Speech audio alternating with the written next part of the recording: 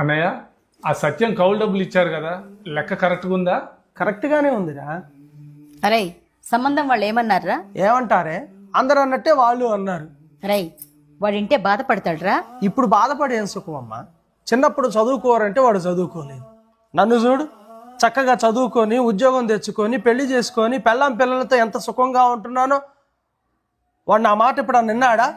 మొండోడు, ఎప్పుడు చూసినా పొలం పని పొలం పని పొలం పని. చూడన్నా, నాన్నిచ్చిన ఎకరం పొలాన్ని 20 ఎకరాలు చేశాను. ఎందులో శ్రద్ధ ఉంటే అందులోనే రాణించాలా. నేను అదే చేశాను, అందులో తప్పే ఉందన్నా. అన్నా, మొన్న రామయ్య గారి బిడ్డ పెళ్లికి వెళ్ళావు కదా, ఆడ భోజనాలు ఎట్లున్నాయి? పబ్బబ్బా బ్రహ్మాండంగా ఉన్నాయిరా. చికెన్ బిర్యానీ, మటన్ బిర్యానీ, పులిహోర, దద్దోజనం, 36 రకాల వంటలు. తినలేక సత్యం అనుకో. అమ్మా, ఇంటికి పార్సిల్ కూడా పంపించారే, అంత బ్రహ్మాండంగా ఉన్నాయిరా. అన్నా, అదంతా ప్లాస్టిక్ వంట అంట కదా, నీకు అడిగిందా? ప్లాస్టిక్ ఏంట్రా? రైతు పండించిన పంట అయితే. ఏంటన్నా? రైతు పండించిన పంట. అమ్మా, అన్నయ్య ఏదో అంటున్నాడు ఏంటి? రైతు పండించిన పంట.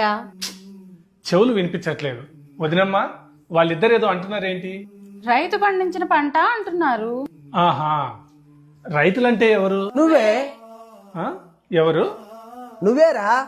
మీలాంటి వాళ్ళు పండిస్తేనే కదా పంట వచ్చేది. పిచ్చోడా, అది కూడా మర్చిపోయావా? మర్చిపోయింది నేను కాదన్నయ్య, రైతు విలువని మర్చిపోయింది మీరు.